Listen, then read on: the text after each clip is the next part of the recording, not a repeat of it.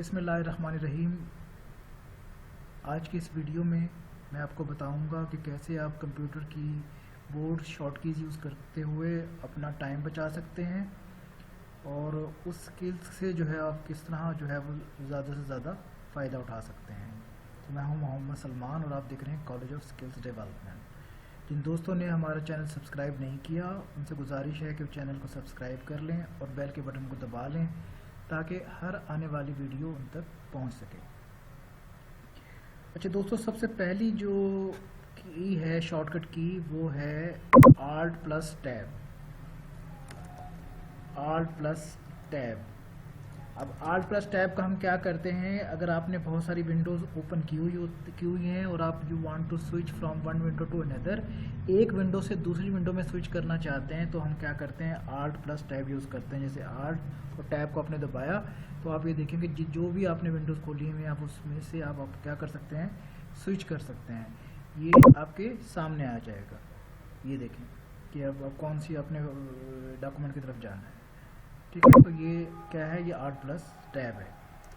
अच्छा, second one क्या है, अब हम शट डाउन करने के लिए माउस का यूज़ करते हैं। स्टार्ट में जाते हैं, वहाँ से हम उसको पावर का यूज़ करते, पावर में जाते हैं, वहाँ से शट डाउन करते हैं। और अगर हम किसी प्रोग्राम को या हम इसको सिस्टम को शट डाउन करना चाहें तो हम क्या कैसे यूज़ कर सकते हैं, Alt प्लस F4। ठीक है दोस्त, अगर आप Alt प्लस F4 करेंगे तो आप ये देखें कि जो चीज़ें हैं ना वो आपकी क्लोज हो जाएंगी। वो आपसे ऑप्शन मांगेगा और आप जब उसको सेव या डोंट सेव करेंगे तो वो उसको क्लोज कर देगा, शट डाउन कर देगा।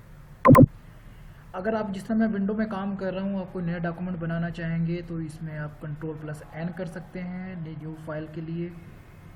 वो आसानी से वो न्यू फाइल आपके सामने खुल जाएगी। फाइल को आप सेव करने के लिए आप क्या करते हैं, फाइल में जाते हैं और वहाँ पर जाकर उसको सेव कर रहे होते हैं। अगर जस्ट आप F12 का बटन यूज़ कर लें तो आप ये देखें कि वो आपको डायरेक्ट ही उसमें सेव में ले जाएगा, सेव ऑप्शन के अंदर। ठीक है, तो यहाँ पर आप सेव फाइल को नेम दें, सेव एज डायलॉग बॉक्स आपके सामने खुल जाएगा और जहाँ पर आपको उन्हें सेव करना है यहाँ से उसको सिलेक्ट करें और उसको सेव कर लें।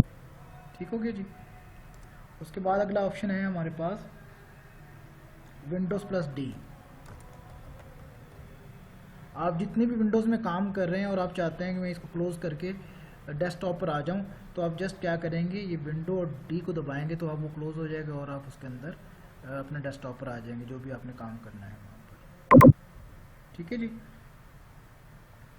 अच्छा, अगर आप किसी ब्राउज़र में मिसाल के तौर पर काम कर रहे हैं, ये मैं जिस तरह ब्राउज़र में मैं आ जाता हूँ और इस ब्राउज़र में आप चाहते हैं कि एक ब्राउज़र जो है ये ऑटोमेटिकली यहाँ से ओपन हो जाए, खुल जाए, तो आप क्या करेंगे, इसके लिए कंट्रोल प्लस T। ये देखें वो अगला ब्राउज़र की अगली विंडो आपके सामने ओपन हो गई। ठीक है, तो हम इसको कंट्रोल प्लस T के ज़रिए उसको हम ओपन कर सकते हैं।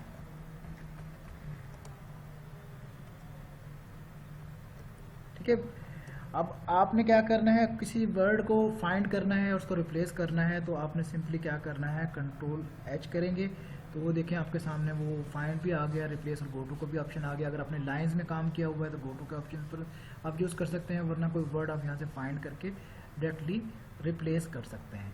अब आप ये देखें कि ये अगर हम माउस से जब हम ये काम करते हैं तो ये कितना हमारा टाइम लेता है, और अगर हम इसको इन शॉर्ट कीज़ के ज़रिए हम यूज़ करें तो हम ना सिर्फ अपना टाइम बचा सकते हैं बल्कि हम क्विकली अपना काम को मुकम्मल कर सकते हैं। उम्मीद करता हूँ कि आज की आपको ये शॉर्ट कीज़ पसंद आई होंगी।